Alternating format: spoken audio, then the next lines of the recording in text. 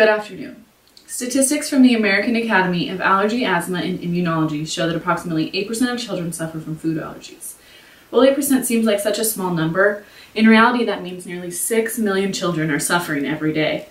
Most people probably don't think of food allergies as a big deal or think that it can cause problems at all. But it really can affect your health, and it is affecting the health of America as a whole. Today, I'm going to share my experience with food allergies and some of the crippling, life-changing effects that it has had on my life and how I have grown from them. There was one defining moment. This moment was my freshman year of high school. I had been battling extreme fatigue, body pain, and mental fogginess for a few years then, and no doctor could give an answer to my problems. I had trouble playing sports, I couldn't stay awake to study, I stopped doing my homework and hanging out with friends. And I had this near constant headache. The headache and fatigue also caused me to be extremely emotional and sensitive.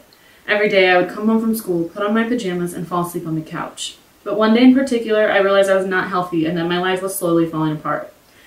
I had a lot of trouble getting out of bed that morning, which was pretty normal. And I had fallen asleep in 3 of my classes, and I almost fell asleep in the car on the way home. I missed dinner that night, even though my mom tried repeatedly to get me to wake up enough to eat. After hours of online research and a new dedication to finding the cause of my problems, the next morning we decided to go to a new doctor and take control of my future. Many tests had been conducted, but the last test finally gave us an answer. It was food allergies. It seemed so bizarre, almost not possible.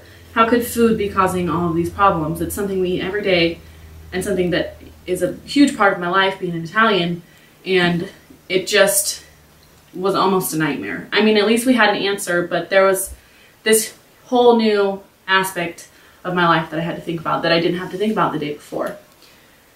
We were told that the food allergies were becoming a growing problem and that it was becoming more common, and people were becoming more aware that food allergies could be causing a lot of America's problems. But during this time, there was little awareness to food allergies, and it was difficult finding food substitutions. I did end up being allergic to many different things, but the most debilitating of the bunch were wheat, dairy, and egg whites. And let me tell you, those 3 things are in almost everything you find on a shelf. So I went on a restrictive diet, and it was extremely hard for someone in high school to deal with, and I think it would be extremely hard for anybody to deal with. Being in high school, it was worse. For me, at least. It's easier now. But I felt better, and I didn't hurt anymore. I could stay awake through my classes, and my headache was gone. But I was young, and like I said, I love food. I love baking and cooking with my mom, and I wanted to go out to lunch and make cookies with my friends. But I couldn't. It was really hard. And another thing was that people didn't understand. I hadn't been in a car accident. I didn't have a diagnosable illness. I didn't have mono. And in other people's eyes, I had no diagnosable illness. I was, and still am for that matter, commonly asked, what happens when you eat those foods? And it was hard because, I don't have a deathly allergic reaction, which is great, obviously. But people commonly associate the word allergy with anaphylaxis, which is a stronger response than my body gives. I had to frequently explain my symptoms to people, and people just brushed them off and said, you're just being dramatic. Nothing's really wrong with you. Just stop complaining and start living again. So it was hard to explain how awful I felt, but for some reason describing using the word awful, it wasn't good enough for society. So I failed. I went back to my old diet.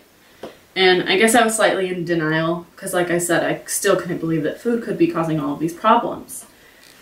I went back to my old diet with new knowledge of what was causing my symptoms, so I stopped letting the symptoms get the best of me. I learned to battle and ignore the fatigue and joint pain that had previously plagued my life, but I could only deal with it for so long. As I got older and I kept dealing with the same health problems, a huge interest of mine became the human body and nutrition. So this interest and my experience with the healthcare system helped me get into my current career path of nursing. I still struggle every day with a diet that some people find so easy. For me, it's really hard, and everybody's different, and I have a really hard time doing it, but it's something that I know helps me, and I am so glad that I can use this past experience and what I'm still experiencing and all of my new knowledge as an alternative way of taking care of the body, and I know I'll be a well-rounded nurse because of it. I've learned that being in the sick role does not define who a person is. And I've also learned that just because there's no, outward signs and symptoms, it doesn't mean that a person isn't suffering.